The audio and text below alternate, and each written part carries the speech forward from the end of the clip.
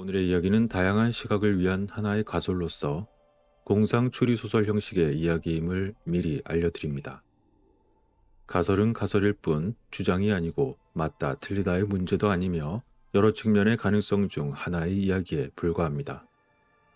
그리고 내용은 수메르 기록을 토대로 풀어나갈 예정이오니 성향이 민감하신 분은 지금 바로 영상을 다른 채널로 돌리시기를 권장합니다. 그럼 시작합니다. 지금으로부터 수천 년 전 고대 민족에게는 신이 없었던 것처럼 보였습니다.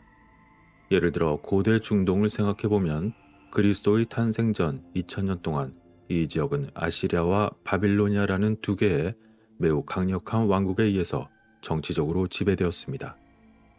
그 지역 전역에서 사용되는 언어는 아카디아어였으며 신과 종교에 대한 일반적인 통념은 잘못된 것일지도 모릅니다. 이러한 오해는 단순히 아카디아어의 오역에서 비롯됩니다. 서령문자 서판의 아카디아어는 인루 문제에 대해 광범위하게 말하고 있습니다. 인루라는 단어는 종종 신들로 잘못 번역되었으며 이것이 고대 중동에서 그들의 종교가 남아있었다는 전체 가설로 이어졌습니다. 이러한 가설들이 모두 잘못된 것으로 알려지면 고대 중동 종교의 전체 이야기는 모두 무너지고 말 것입니다. 인루가 신들을 의미한다는 전제는 고대 아카드어 단어가 의미하는 바가 아니기 때문에 단순한 오류처럼 보였습니다. 아카드어로 문자 그대로의 이것의 의미는 키 큰 남자들입니다. 주류 언어학자 중에 이 문자적인 의미를 받아들이는 사람도 있지만 그들은 그 단어의 문자적인 의미가 키가 큰 사람들일지라도 아카디아, 아시리아, 바빌로니아인이 당시 의미한 것은 신들이었다고 계속 주장하고 있습니다. 어째서 그런 주장을 계속하고 있는지, 그리고 이 주장은 어떤 증거에 기초하고 있는 걸까요? 모든 증거들은 인류의 문자적 의미가 키 큰 남자들이라는 사실을 지적하고 있었으며 사실 이것이 고대의 그들이 의도한 의미였습니다. 인류는 분명히 보통 인간보다 훨씬 더 키가 큰 의인화된 존재였습니다. 그들이 등장하는 모든 오래된 그림에서 평범한 사람들과 나란히 있을 때 인류는 상대적으로 훨씬 더 큽니다. 고대 기록과 일부 현대 기록들을 종합해 볼 때 객관적으로 인류의 키는 약 4.5m 정도로 추정되고 있습니다. 그런데 이들은 과연 누구였으며 어떻게 그런 사람들이 존재했을까요? 그들은 현재 멸종된 인간종으로 추정되는 자들이거나 아니면 그들은 유전적 변이의 산물이었을까요? 고대 그러한 거인을 만들기 위해 자연적으로 강력한 성장 호르몬을 생산하던 음식물이 있었던 걸까요?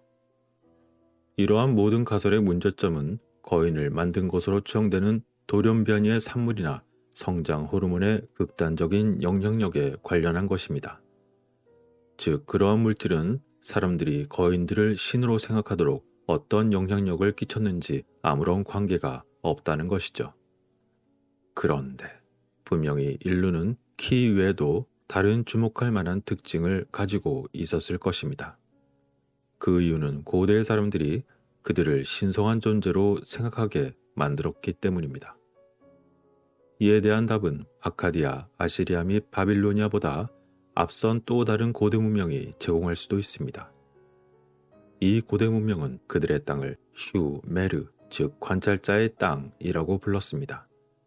서양학자들은 철자와 발음이 더 쉽도록 수메르라고 부르기도 결정했던 것이죠.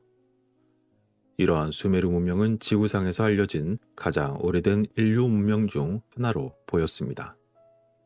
알려진 바로는 여러 가지 가설이 있으나 티그리스 강과 유프라테스 강 사이의 땅인 메소포타미아에서 거의 하룻밤 사이에 이들은 번성하게 되었습니다.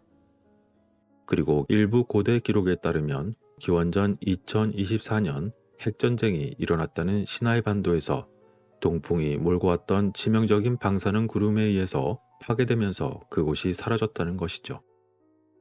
당시 방사선 수준이 감소하는 데 필요한 몇 세기의 시간이 지난 후 바빌론이 수메르의 뒤를 이었고 그 힘은 아시리아의 도전을 받았습니다. 아카드는 수메르의 북쪽의 확장이었고 수메르가 몰락하기 직전에 개발되었습니다. 그리고 그들 문화와 언어는 수메르와 인로에서 얻은 지식으로 발전했습니다.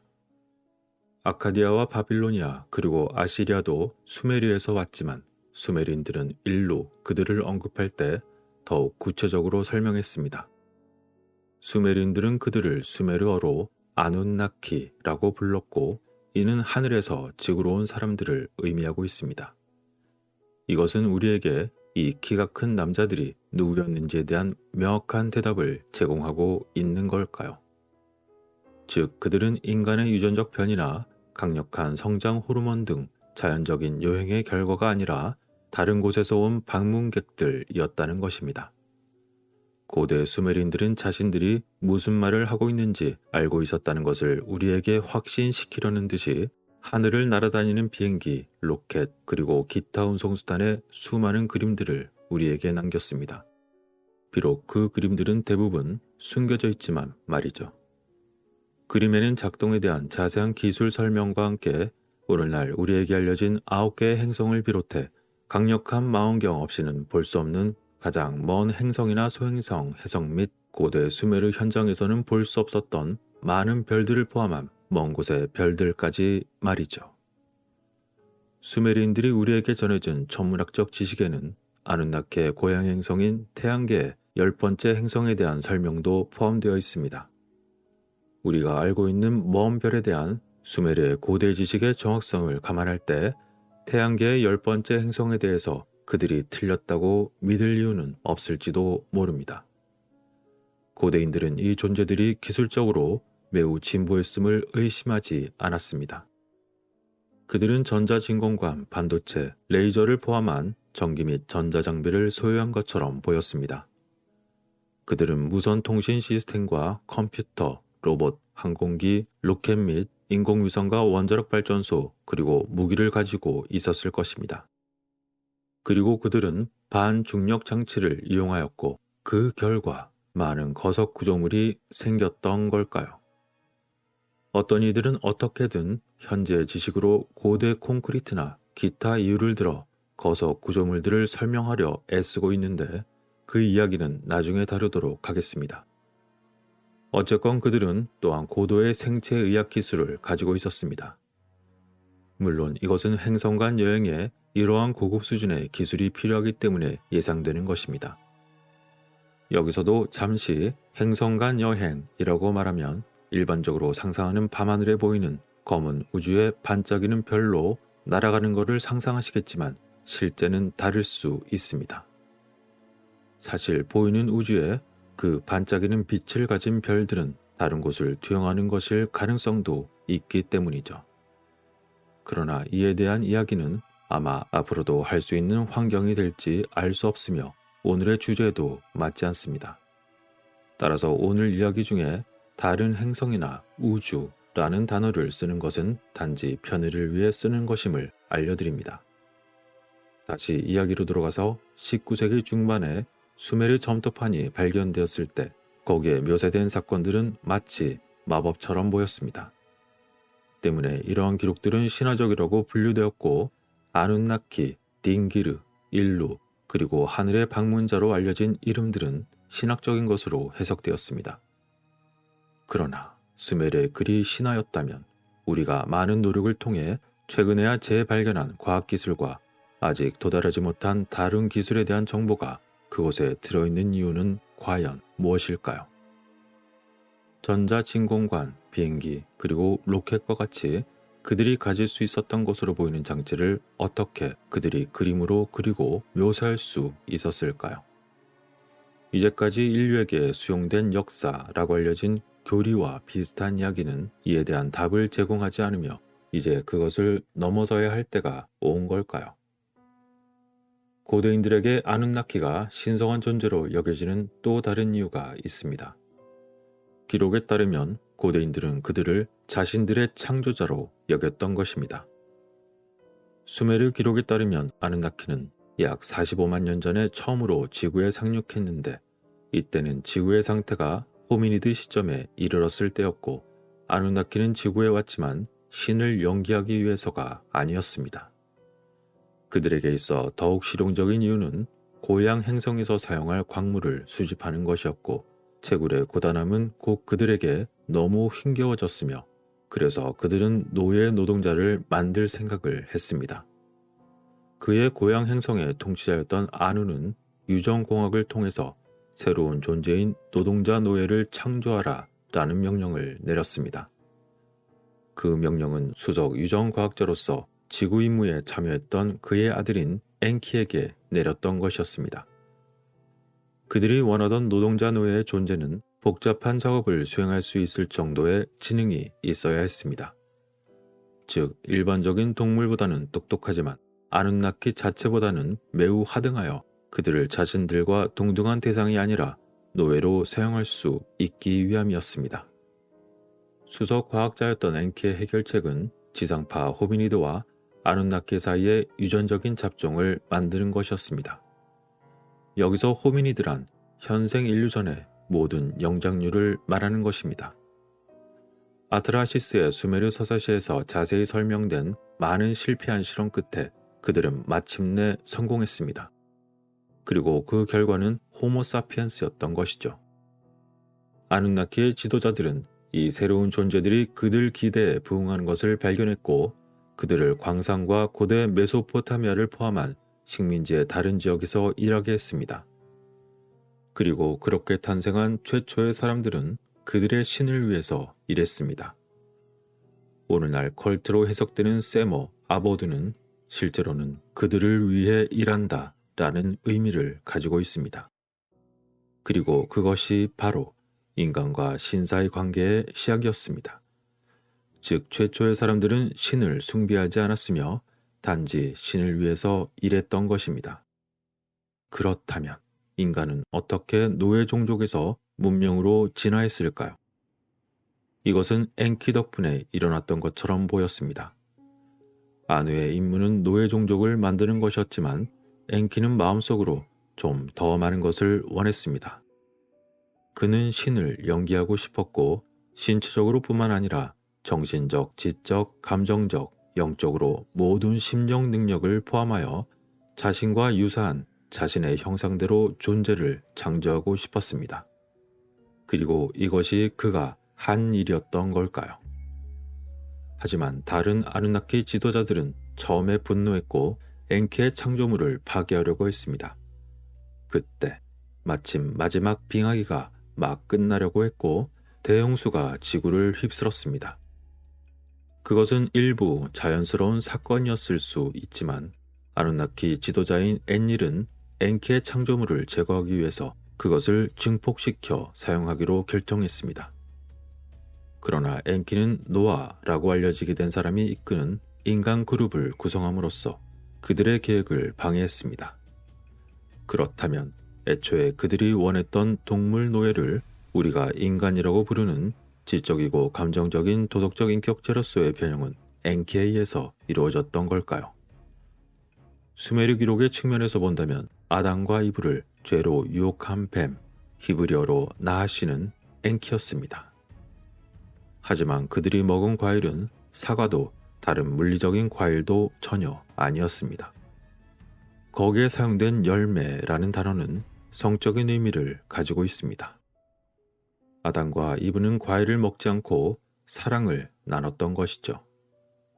사랑은 단순히 출산에만 관여하는 것이 아니라 매우 특별한 것입니다. 여러분 모두가 아시다시피 인간의 성적인 행동은 다른 어떤 종과도 현저하게 다른데 동물은 번식만 하고 인간은 사랑을 나눕니다. 물론 그렇지 않은 사람들도 있지만 말이죠. 어쨌건 이 차이는 엔키가 그날 수메르 이름으로 에딘이라고 불리는 곳에서 인간 부부에게 알려준 일의 결과였던 것입니다. 엔키가 예측하고 계획한 대로 인간에게 사랑의 방식을 알려주고 서로 사랑을 나누도록 허용했던 것입니다.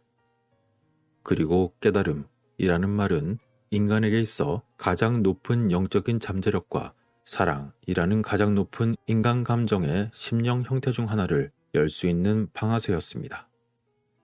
남자와 여자는 더 이상 동물이 아니었고 이제 그들은 깨닫고 사랑할 수 있는 최고의 능력을 부여받은 도덕적인 존재입니다. 그리고 이 모든 것은 엔키의 의붓 자매이자 때때로 사랑의 파트너 덕분이었습니다.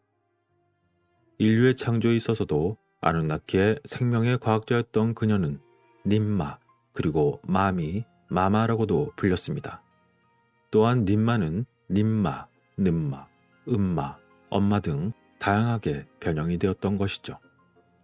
어쨌건 이러한 일들은 애초에 그들이 허락을 하지 않은 일이었고 엘리를 포함한 다른 아누나키를 처음에 몹시 화나게 만들었습니다. 그러나 그들은 결국 엔키의 위협을 받아들이게 되었고 그들은 인간에게 문명의 필수적인 요소를 부여했으며 자신들과 함께 살 수 있게 해주었습니다. 이러한 아누나키는 오늘날의 중동과 극동 지역을 포함하여 특히 틸문 지역을 자신들의 우주 정거장으로 유지했습니다. 이 지역은 오늘날까지 아누나키 지도자의 이름을 따서 명명되곤 했습니다. 우리는 이곳을 시나이 반도라고 부르지만 고대 셈족의 신의 이름을 따서 명명했습니다.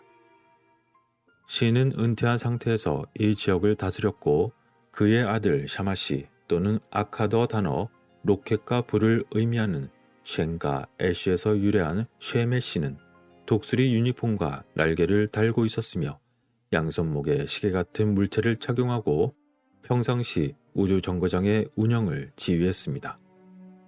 이것이 우리 조상들이 고대 그들의 신으로 알고 있던 자들이었습니다. 그들은 종교적인 의미에서 신이 아니었고 그런 종교도 고대에는 없었으며 고대인들에게 있어 신들은 믿음의 문제가 아니었습니다. 사람들은 아누나키 건축가와 엔지니어의 지시에 따라 인간 노동자들이 건설한 도시에서 신들과 나란히 살았습니다. 사람들은 그들의 신을 보고 들을 수 있었고 만일 특권이 있었다면 만질 수도 있었습니다. 게다가 그에 더하여 특권을 가진 일부 인간은 그들과 성관계를 가질 수 있었고 그들을 신처럼 믿을 필요는 없었습니다. 오늘날의 대통령, 국회의원, 독재자 또는 기타 형태의 정부가 사람들을 대표하여 지휘를 하는 것처럼 신들은 고대인을 위한 것이었습니다. 그들은 고대인들에게 무엇을 해야 하는지 알려주는 기준으로서 법을 만들었고 고대인들은 그들이 좋았던 싫었던 간에 그들의 존재를 의심하지 않았습니다. 오늘날에도 어떤 사람들은 대통령과 악수하는 기회를 가지듯이 단지 그들을 대표하고 지휘하는 특별한 대상이었을 뿐이었습니다. 그리고 소위 사원이라는 곳은 말 그대로 신들의 집이었고 오늘날 우리들의 집과 같은 기술적인 인공물들로 가득 차 있었으며 우리 조상들에게는 당시 그것들이 확실히 마법처럼 보였을 뿐만 아니라 신들은 날 때마다 항상 마법이나 빗자루 대신 비행기를 사용했습니다. 그런데 아누나키 신에 대한 설명 중에서 가장 중요한 것은 사실 고대인들은 그들의 신을 불멸의 존재로 생각했다는 것입니다. 그러나 그들은 초자연적인 의미에서 불멸이 아니었으며 사고나 전쟁으로 죽을 수 있었고 방사능 또한 우리와 마찬가지로 그들에게도 치명적이었습니다. 시나이 반도의 핵폭발로 인한 방사능 구름이 수메르 상공에 떠오를 때 신들은 목숨을 걸고 피했던 것이죠. 소위 그들의 불멸은 우리에게는 극도로 길고 무한한 삶의 기간이었습니다. 예를 들어 엔키는 약 45만 년 전에 최초의 아누나키 그룹을 이끌고 지구에 상륙했으며 수메르가 방사능에 중독된 후인 기원전 2024년에도 엔키는 목숨을 걸고 지구를 통과하여 남겨진 사람들을 구하려고 했습니다. 이러한 아누나키의 수명은 그들의 고향 행성에서 터득한 첨단 생체의학 기술을 통해 수명을 연장한 결과였을지도 모릅니다. 그리고 또한 고대 문헌은 아누나키가 어느 시점에서 죽은 사람들을 되살렸다고 말하고 있습니다. 이것은 아마도 초자연적으로 들릴 수도 있겠지만 고대인들은 사람이 죽은 시기를 정확히 파악하기가 어려웠다는 점을 명심해야 합니다. 아마도 아누나키에서 성공적으로 소생된 사람들은 진정으로 죽은 것, 아니 다시 말해 완전히 소멸된 것이 아니었을 것입니다. 만일 소멸되지 않았다면 그것을 다시 살릴 수 있었던 것으로 보였으며 이것은 호루스를 얻은 이야기와도 그 관련이 있습니다. 그리고 신과 인간의 관계는 메소포타미아뿐만 아니라 고대 세계 전체에서 벌어졌습니다. 많은 사람들이 오늘날 세계를 지구촌이라고 생각하듯이 고대는 더욱 그랬습니다. 아누nnaki 그들은 오늘날 우리가 하는 것처럼 세계 어느 곳이든 쉽게 비행기를 날릴 수도 있었습니다. 오늘날 정치와 종교로 첨예하게 분열된 현대 세계와는 정반대로 그들은 고대의 전 세계를 그들 하나의 명령 아래에 두는 이점이 있었던 것이죠. 다른 모든 땅의 신들도 똑같은 아누nnak이었으며 때때로 그들은 다른 언어로 다른 이름으로 알려졌습니다. 이집트의 라는 마르둑, 그의 아버지 부타는 엔키, 그의 형제 토트는 닝기시지다였습니다. 아누nnak이는 때때로 그들 자신의 정치적인 불화도 있었고 가끔 일어난 그들의 분열은 전 세계의 문명을 퍼뜨리는 데 큰 도움이 되었습니다. 메소아메리카의 고대 문명은 토트가 마르둑인 라에 의해서 전복된 후에 시작되었습니다. 토트는 충실한 추종자들과 함께 이집트를 떠나 태평양을 건넜습니다. 그가 케찰코아틀이라는 신이 된 메소아메리카로 말이죠. 아누nnak이의 지도자들이 핵무기로 시나이 반도에 있는 그들 자신의 우주 정거장을 전멸시킨 후 엔닐은 고대 중동에서 이시쿠르, 아다드, 테슈브로 알려진 동료와 함께 남미로 가서 새롭게 채광과 건설, 운영 정제 및 우주 운송수단을 구축하여 비라코차라고 알려지게 됩니다. 이처럼 현재 전 세계 학교에서 가르치고 있는 교리와 완전히 대조를 이루는 고대 세계에 대한 놀라운 이야기들. 그런데 이러한 이야기가 가설일지라도 신이 없다는 증거라며 좋아할 분이 계실지도 모르는데 그러다 진짜 신에 의해 큰 코가 다칠지도 모릅니다. 왜냐하면 그와 관련된 분명히 존재하는 또 다른 이야기가 있기 때문이고 실제로도 일어나고 있기 때문입니다.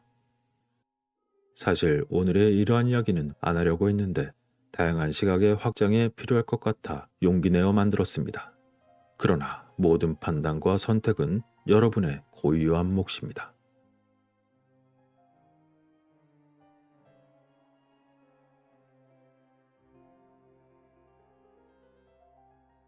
(2011년 1월 31일) 하나의 기밀 문서가 해제되어 나타났습니다. 그것은 바로 1993년 3월 27일에 발생한 사건에 대한 것이었습니다. 그날은 네 번째 토요일이었고 만일 여러분들 중 그날 태어나신 분이 계신다면 곧 30세가 되실 것입니다. 보너스로 그날의 별자리는 양자리이며 닭띠일 것입니다. 그리고 해당되는 분은 그동안 약 10여 년 동안 잠을 잤을지도 모르며 26만 시간 이상을 살고 계신 중이실 것입니다. 그런데 오늘은 이런 이야기를 하려는 것이 아닙니다.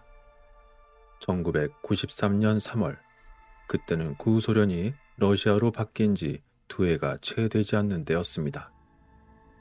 기밀 해제된 CIA 보고서에 따르면 당시 러시아의 한 부대는 일상적인 기동훈련을 위해 임무를 수행하고 있었습니다. 그러던 중 하늘에 갑자기 미확인 비행체가 나타났고 누군가가 어떤 이유인지 알 수 없으나 당시 소유 중이던 지대공 미사일을 그 비행체를 향해 쐈습니다. 그러자 그 비행체는 미사일에 명중당하여 그만 땅에 떨어지고 말았던 일이 있었던 것입니다. 하지만 더욱 충격적인 일은 그 다음에 발생했습니다. 그 정체를 알 수 없는 비행체에서는 5명의 휴머노이드가 나타났고 모두를 놀라게 한 것이었죠. 그들의 키는 작아 보였으며 무슨 이유에서인지 이내 서로 가깝게 다가서더니 뭉치기 시작했습니다. 그러자 그들은 하나의 빛나는 구체로 변하였고 윙윙거리는 매우 날카로운 소리를 내기 시작했습니다. 그 빛나는 구체는 점차 윙윙, 슉슉 하는 소리와 함께 눈이 부실 정도로 정말 극도로 밝은 빛을 뿜으며 타오르기 시작했습니다. 그리고 곧 그 빛나는 구체는 폭발하고 말았던 것입니다. 그런데 바로 그 순간 그 모습을 지켜보던 23명의 군인들이 그만 모두 돌기둥으로 변하고 말았습니다.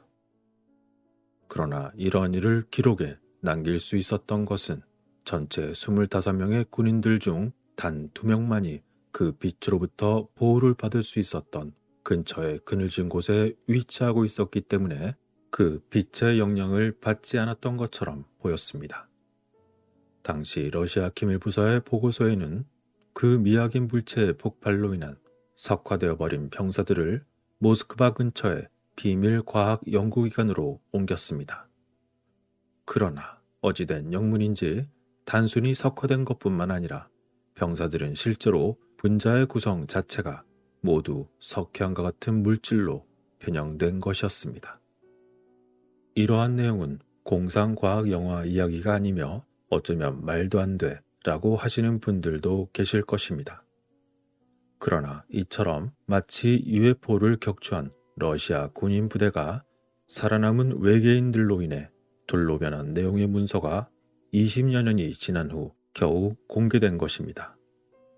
기밀 해제된 보고서는 CIA 공식 웹사이트에서 볼 수 있습니다. 여기서 흥미로운 점은 단순한 미확인 물체뿐만 아니라 그곳에서 나온 휴머노이드라는 점입니다. 게다가 그들은 마치 게임에서나 등장할 법한 합체의 기술을 가지고 있었습니다. 그들은 혹시 휴머노이드 모습을 한 인공물들이었을까요? 서로 손을 잡고 연결을 하면 또 다른 무언가로 변신 가능한 에너지를 증폭시키는 기능도 가지고 있었던 걸까요? 보고서에서는 이들을 외계인이라고 언급하는 것처럼 보이지만 실제 이들이 과연 외계인인지 아닌지는 아무도 모릅니다. 뭔가 인간계의 일이 아닌 것으로 보이는 점들을 모두 뭉뚱그려서 외계라고 지칭하는 것은 실제로 반복적인 쇠뇌학습의 결과이기 때문일까요? 또한 이런 일이 실제로 발생한 것이라면 그들은 이종인 또는 이계인의 고도의 기술적 AI 로봇이라고 할 수도 있는 것일까요? 마치 물질이 융합이라도 하듯이 5명의 휴머노이드들이 서로 합체를 감행하여 눈부신 빛의 구형으로 된 후에 그것이 폭발한 것은 무엇 때문일까요? 만일 당시 불의의 사건처럼 자신들이 목격될 경우 사실 은폐를 위한 증거인멸에 시도했을지도 모릅니다. 그러나 이들도 완벽하지는 못했으며 결국 살아남은 병사들로 인해 그런 일들이 기록에 남겨진 것이죠. 그럼 실제 기밀 해제된 문서의 전문을 한번 살펴보겠습니다. 문서 유형, 정보자율법, 키워드, UFO 스페셜 컬렉션, 수집, 보이아 컬렉션, 문서 페이지 수는 1장, 문서 생성 날짜 2015년 6월 24일, 문서 공개 날짜 2011년 1월 31일, 사건 번호 F2010-00651, 발행일 1993년 3월 27일. 1991년 미하일 고르바초프가 해산된 이후 KGB 1급 비밀정보국 부서에서 나온 많은 자료가 CIA로 유출되었다. 권위 있는 잡지인 캐나다 주간 세계뉴스 US는 시베리아 군사부대에 대한 UFO의 공격에 관한 250페이지 분량의 파일을 입수했다. 이 파일에는 많은 다큐멘터리 사진과 그림뿐만 아니라 사건에 실제로 참여한 사람들의 증언도 포함되어 있다. CIA 대표 중 한 명은 이 사건을 끔찍한 외계 생명체의 보복이며 사진은 피가 얼어붙게 만드는 것이라고 언급했다. KGB 자료에 따르면 일상적인 기동훈련을 수행하던 부대 위에 접시 모양의 저고도 비행우주선이 나타났다. 알 수 없는 이유로 누군가 예기치 않게 지대공 미사일을 발사하여 UFO를 공격했다.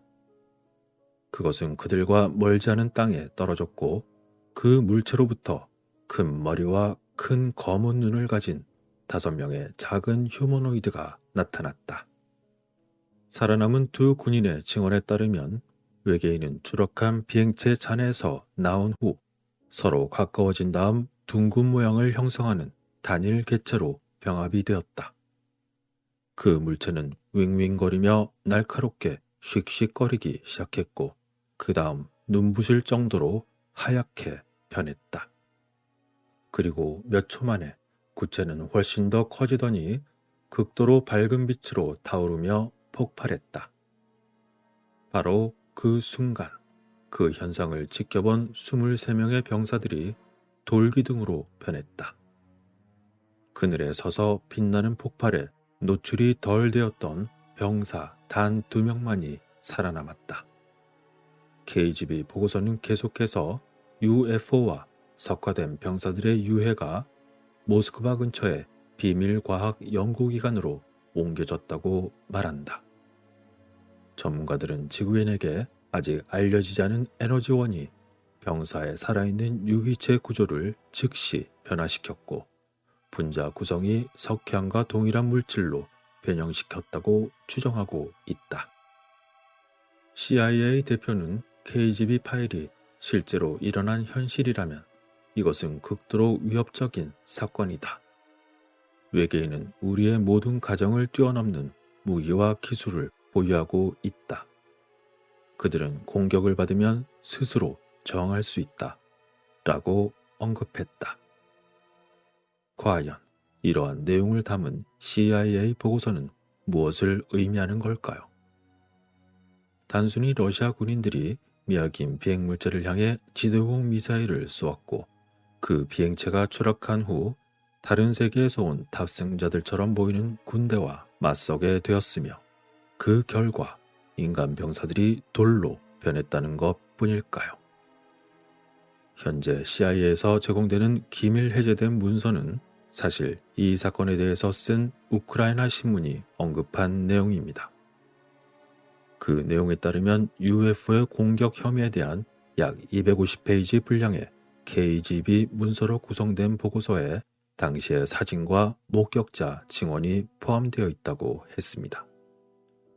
그리고 이상하게도 보고서는 어떻게 UFO가 격추된 이후 추락한 UFO에서 5명의 다른 세계의 존재가 나타났는지를 설명하고 있습니다. 결국 그 존재들은 거대한 빛의 공으로 합쳐진 이후 폭발하여 23명의 러시아 군인을 그만 돌로 만들었다고 묘사한 것이죠.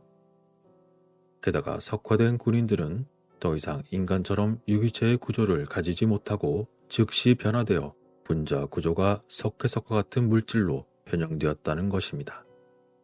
마치 고대 경전 이야기의 일부나 메두사 전설의 한 부분처럼 말이죠. 그리고 이 보고서를 둘러싼 많은 흥미로운 점들이 있지만 그중 가장 이상한 이유 중 하나는 CIA가 자신들의 파일에 우크라이나 신문 보고서의 번역본을 보관한 이유일 것입니다.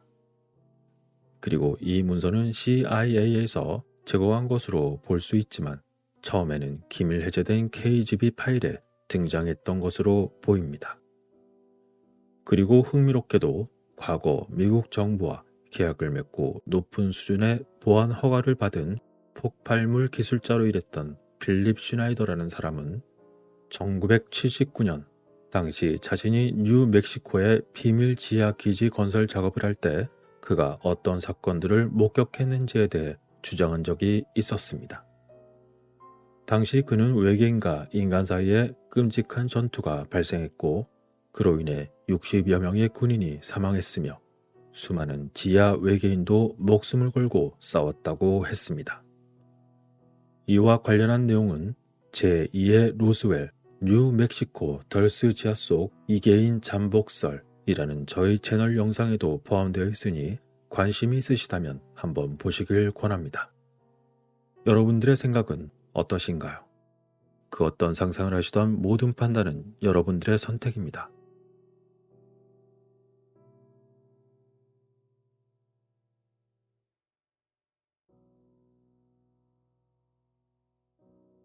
오늘은 잠시 쉬어가는 내용으로 여러분들도 이미 많이 접하셨을 발견한 유물을 통해 고대 비행체에 대한 이야기를 해보겠습니다.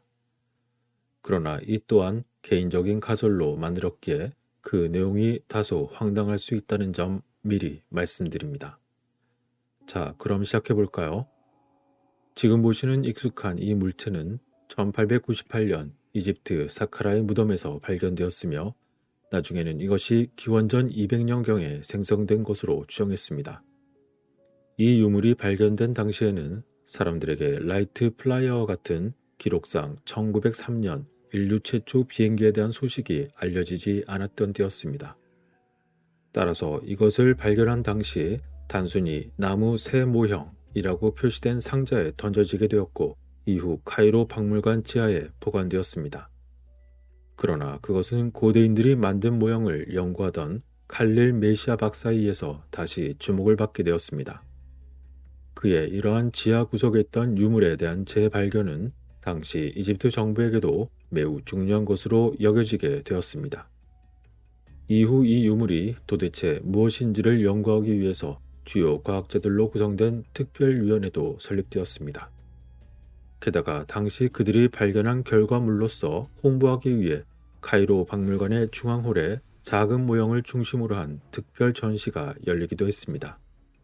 모형 비행기라는 이름까지 붙여서 말이죠.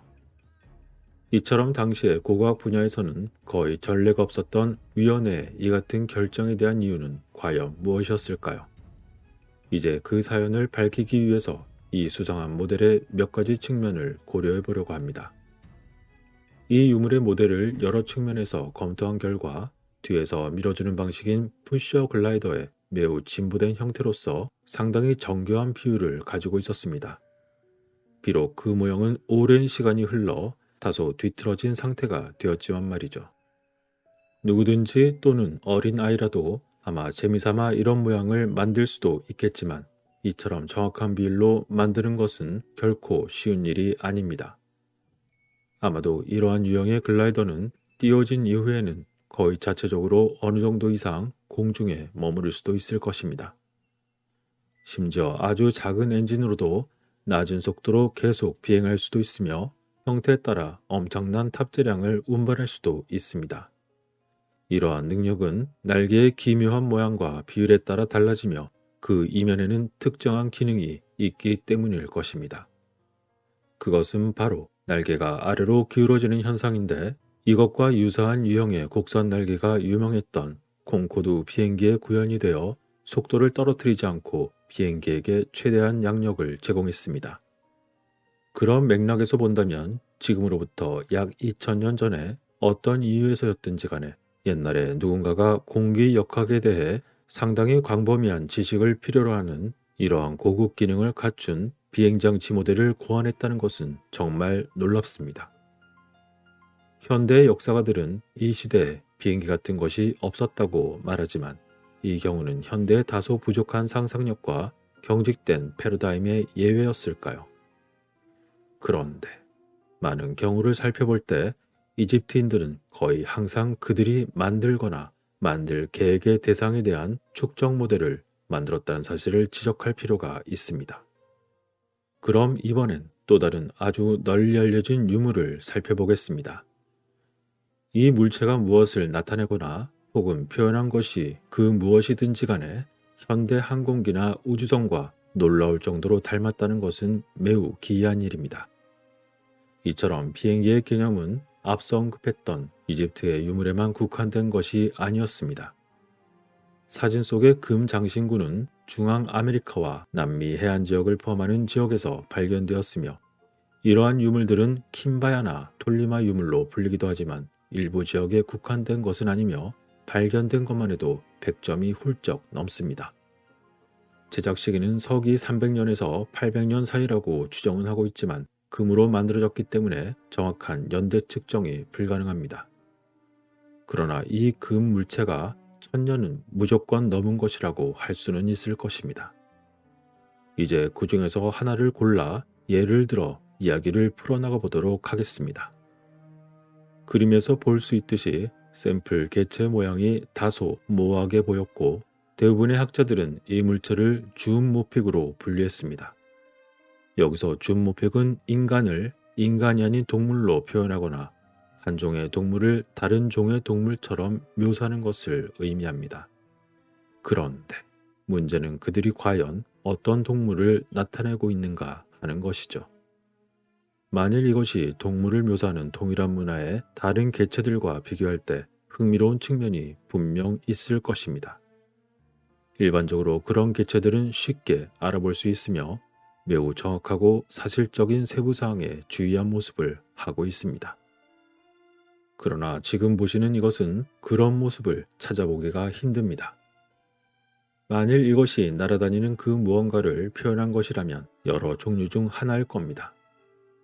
새와 곤충, 그리고 박쥐나 일부 글라이더처럼 나르는 여러 포유류, 예를 들어 날다람쥐, 주머니쥐, 도마뱀 등이 있습니다. 게다가 잠시 동안 공중을 활공하는 물고기도 있으며 가오리, 홍어, 일부 연고라와 같이 물속을 마치 날아다니는 모습을 한 헤엄치는 수중 동물도 있습니다. 그러나 지금 보시는 이 흥미로운 물체가 묘사한 것은 방금 언급했던 여러 가능성을 가진 동물들과 어떻게 비교를 할 수 있을까요? 모든 기능들을 고려한 결과 일치하는 항목이 없어 보였습니다. 위에서 보면 분명히 생선머리 같은 모습이 있긴 하지만 전체적으로 본다면 분명히 기계적인 특징이 있는 것처럼 보였습니다. 그 이유는 바로 꼬리 바로 앞의 구조가 엘러론과 엘리베이터의 조합인 엘러본을 강하게 연상시키기 때문이죠. 그리고 전방 머리 부분에 나선형의 곡선이 있는데 이것은 날개가 아닌 동체 부분에 부착되어 있습니다. 그것은 마치 물고기의 눈처럼 보일 수도 있지만 비행기의 부품이었을까요? 아니면 어떤 다른 표현을 한 걸까요? 게다가 날개에 있는 두 개의 눈에 띄는 나선형의 모습은 마치 광선처럼 또는 바람처럼 뻗어나가는 앞머리의 눈에 표현된 것에 확장된 표현일까요? 만일 그렇다고 가정을 한다면 머리에 위치한 두 개의 구형 물체는 무엇을 나타내는 걸까요? 게다가 현대에 살고 있는 우리의 시각을 더욱더 복잡하게 하는 날개의 나선 방향은 물체의 코에 표현한 반대 방향으로 배치되고 있습니다. 그러나 한편 이 개체를 측면에서 바라볼 때 동물계 쪽의 유사성이 훨씬 더 두드러 보여질 수도 있습니다. 그러나 만일 그러한 줌 모픽일 경우가 더욱 가깝다면 어째서 이것을 만든 제작자는 몸통에서 거의 4분의 3에 해당하는 부분을 머리와 분리했던 걸까요?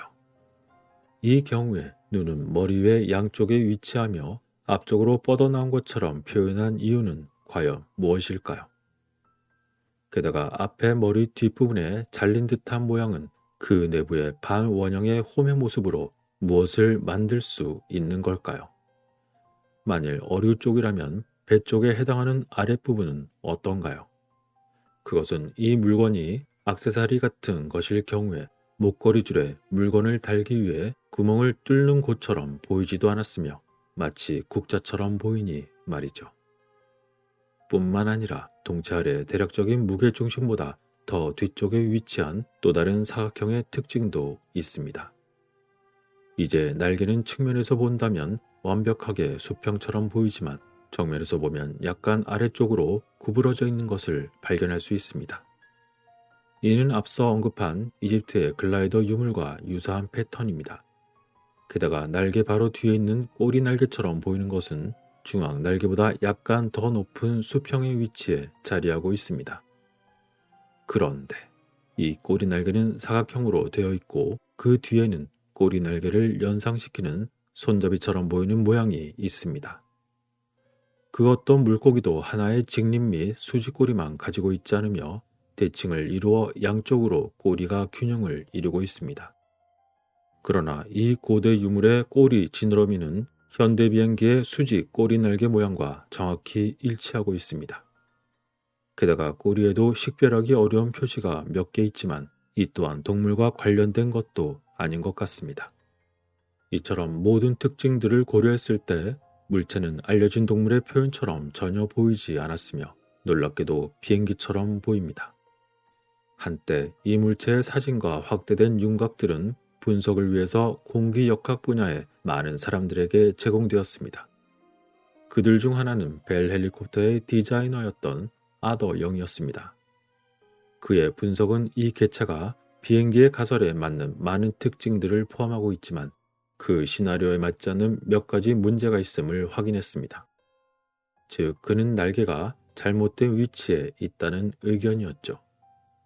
그의 의견은 이 물체의 앞부분 4분의 1이 분리된 것에 따른 무게중심과 일치하기 위해서는 날개가 좀 더 앞으로 나와야 한다는 것이었습니다. 게다가 앞부분의 코 모양도 그 어떤 비행기의 것과도 다르다는 것이었습니다. 따라서 이 개체가 비행기를 암시한다고 주장하는 한 이 유물의 일부 기능은 비행기 가설에서 제외되는 것처럼 보였습니다. 그렇다면 이제 남아있는 우리가 할 일은 이러한 전문가들이 이상하다고 하니 그저 비행기가 아니었구나 하며 아무렇지 않게 넘어가야 할까요? 그러나 우리는 재미를 추구하는 이해 안 되는 미스터리한 역사의 탐구자들임을 간과해서는 안 될 것입니다. 기존의 현대과학의 시각으로 이 물건을 본다면 이에 대한 답을 얻을 수 없을지도 모릅니다. 따라서 우리는 고대 사람들의 당시의 마음으로 직관적인 시각으로 이것을 바라보고 그 결과를 살펴볼 필요가 있습니다. 그럼 이제 몇 가지의 가능성을 생각해 보겠습니다. 앞머리 부분과 뒤에 분리된 사이의 공간이 조종석이 아닐 경우입니다. 만일 조종사와 화물을 위한 공간이 중심에 있는 주동체 본체 속에 어딘가에 있다고 상상을 한다면 기수는 다른 용도로 상상할 수 있습니다. 만일 이것이 비행기라면 날아가는 기기의 속도를 줄여야 하는 경우에 비행 경로와 반대가 되는 역추진 제트 흐름이 이를 설명할 수 있습니다. 이는 고속으로 날다가 멈춰야 할 경우 매우 유용할 것입니다. 그런데 이 기능만으로 이용하기엔 너무 거창하지 않을까요? 그러나 또 다른 문제가 나타날 것입니다. 그것은 이제 앞쪽에 위치한 코의 뒤쪽의 둥그런 부분에 의해 생성되는 항력입니다. 그러나 한번 잘 살펴보면 그것은 마치 음료수를 마실 때 사용하는 구불구불한 모습의 플라스틱 빨대의 구부러진 부분의 모양처럼 겹겹이 만들어져 있습니다. 따라서 앞의 기수 부분이 아래로 내려가며 접힐 때 비로소 앞부분은 자연스레 펴지며 둥근 모양의 비행기 코처럼 앞부분이 형성될 것입니다. 그렇게 되면 그 뒤쪽의 둥근 반원 모양의 번데기 같은 주름은 그 모양이 공기역학적 원리에 더 가까워질 수 있도록 둥글게 펴져 오늘날 보잉 비행기의 앞머리와 비슷해 보일 것입니다. 따라서 이제 또 다른 기능을 고려해 볼 필요가 있습니다. 그것은 바로 기수 부분에서 이 제트 발음 같은 모양을 고대인들이 표현한 대로 뿜어내는 힘을 반대 방향으로 바꾸는 방법이 있을지도 모르기 때문이죠. 여기서 기수를 비행기의 움직이는 방향으로 생각하고 기수와 동체가 만나는 갈라진 지점을 그 중심으로 기수를 아래로 회전시킨다면, 그렇게 기수를 동체 아래에 집어넣는다면 아마 원하는 효과를 얻을 수 있습니다. 또한 이러한 작업의 효과는 앞서 언급한 전문가의 문제점에 대해 비행체 날개의 무게중심이 재조정되면서 날개가 고출력 비행에 적합한 위치에 놓이게 되는 것이죠. 이처럼 모든 것을 고려할 때 물체는 두 가지 구성이 가능한 컨버터블 자동차 뚜껑 유형의 비행 공예품을 나타내는 것으로 보였습니다. 그리고 코의 나선형 제트 바람의 모습과 동체 양쪽 날개의 나선형의 모습은 그 의미를 쉽게 식별할 수 있습니다. 나선은 날개뿐만 아니라 코에도 있었으므로 그 의미는 상당히 분명하게 보였으며 각각의 방향이 어느 쪽을 가리키고 있는지를 아주 직관적으로 나타내는 것처럼 보였습니다. 그렇다면 이 물체의 날개와 코가 상승과 하강에 직접적으로 관련된 특징이라고 제가 마음대로 정해도 되는 것일까요? 하지만 여전히 가장 큰 문제가 남아 있습니다. 그것은 바로 이륙과 착륙에 대한 문제입니다. 우리가 사는 지구는 공기 밀도가 비행을 가능하게 해주고 있습니다. 일반적인 현대의 모든 비행기들도 길게 이륙하고 길게 착륙하는 바로 그 과정에서 양력을 이용해 조심스럽게 이륙과 착륙을 하게 되는 것이죠. 그런데 이 비행체처럼 보이는 공예품에는 처음 이륙할 때 뒤로 밀어주는 제트 바람을 내주는 부분이 기수 부분에만 명확히 달려있고 날개나 뒤쪽에는 전혀 보이지 않는 데다가 이륙과 착륙 시 필요한 바퀴마저 보이지 않습니다. 따라서 이는 현대 비행기 시각에서 바라본다면 F-35B형 또는 해리어 전투기 외에는 그 답이 나오지 않습니다. 그럼 이제 상상력을 발휘해서 그 문제를 해결해 볼까요? 자세히 살펴보면 해당 모형에는 기수 부분과 꼬리 부분에 매우 수상해 보이는 연료통처럼 생긴 길쭉한 관이 각각 2개, 4개가 달려 있습니다. 도무지 이것이 무엇을 의미하는지 처음에는 의아했으나 이제 남은 문제를 생각해보니 이것이 그 해답을 제공해주는 것 같았습니다. 이미 여러분들도 눈치를 채셨겠지만 이 길쭉한 연료통처럼 보이는 것은 바로 수직 추진과 균형을 위한 보조적인 역할을 하는 것일지도 모릅니다. 다시 말해 이 비행기는 오늘날의 비행기처럼 앞으로 달려나가 공기의 양력을 받아 점차 상승하는 것이 아니라 바로 그 자리에서 아래에 달린 반중력 장치처럼 보이는 둥근 부분과 함께 수직으로 상승하는 것이며 따라서 바퀴가 없어도 된다는 의미입니다. 거기에 더하여 앞에 2개, 뒤에 4개의 추진체로 비행체에 대한 균형을 이루면서 수직 이륙한 이후에는 부드럽고 정확하게 기수 부분이 아래로 접히며 코 부분의 제트 모양의 추진력이 자연스레 아래쪽에서 뒤로 뿜어내게 되며 앞으로 날아가게 되는 것입니다. 또한 뒤쪽에 있는 양쪽 2개씩 총 4개의 추진체는 날아가는 동안의 비행의 안정을 위해 좌우로 세밀히 조정되어 균형을 맞추고 맨 뒤의 꼬리 날개는 방향을 정해줄 것입니다. 그리고 만일 빠른 속도로 날다가 어느 순간 멈추기 위해서나 또는 헬리콥터처럼 공중의 정지 비행이 필요할 경우 더 이상 비행체를 앞으로 밀고 나갈 필요가 없으므로 아래로 접혀있던 기수 부분은 다시 원래 모습으로 위로 돌아와 앞뒤 추진체로서 좌우의 균형을 이룰 것입니다.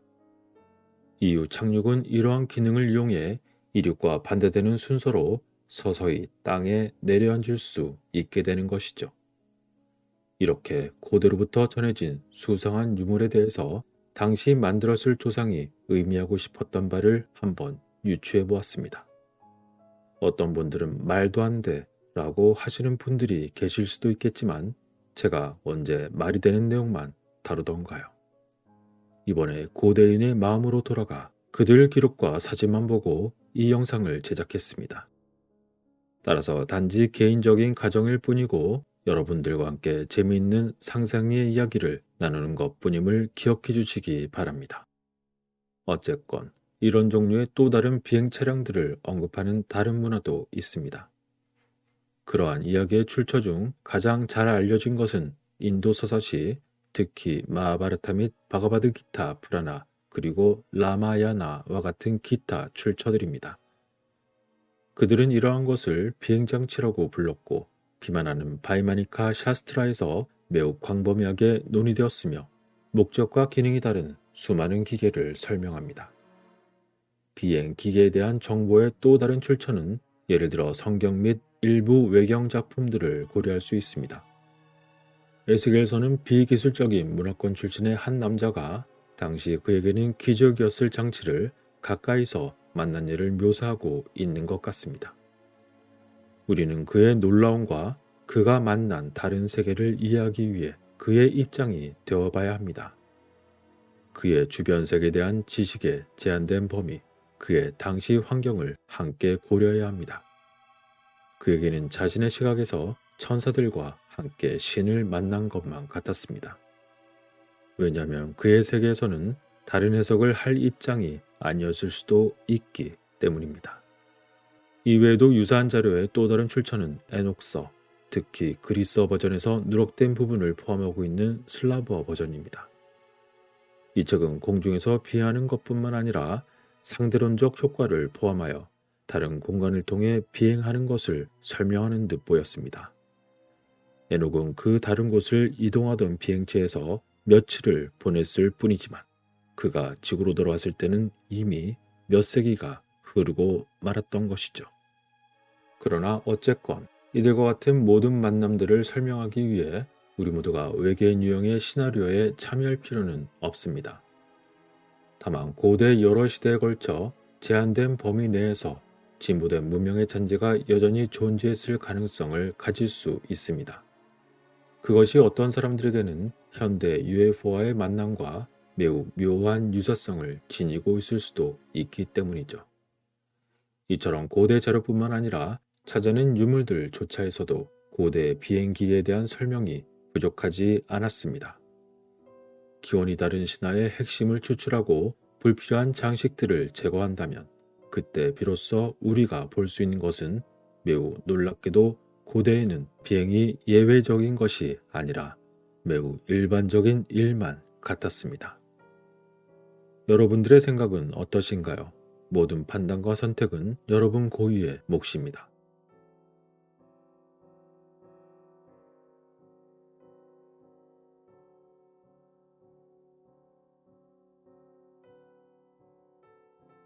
샴발라. 어떤 사람들은 샴발라가 자신의 마음속에만 존재한다고 주장하지만 그렇지 않은 다른 사람들도 있습니다. 예를 들어 샴발라가 물질 세계에 있다는 생각은 티베트 전통의 그 뿌리를 내리고 있으나 그 위치에 대한 의견은 상당히 다르기도 합니다. 티베트 문헌에서는 마치 샴발라에 대한 역사적 사실을 이야기하는 듯했고 힌두교와 불교는 히말라야 산맥에 위치한 메루산을 샴발라의 위치로 간주합니다. 그것은 곧 지옥에 그 뿌리를 두고 있는 것과 동시에 천국의 정점을 둔 우주의 중심으로 보는 것입니다.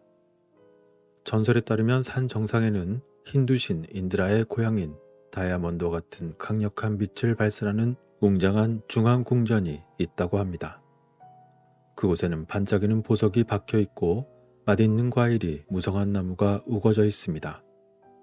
그리고 7개의 원형 바다에서 떨어진 황금산으로 둘러싸여 있고 남쪽 대륙인 짬부드 윗바는 물질적인 지구에 해당합니다.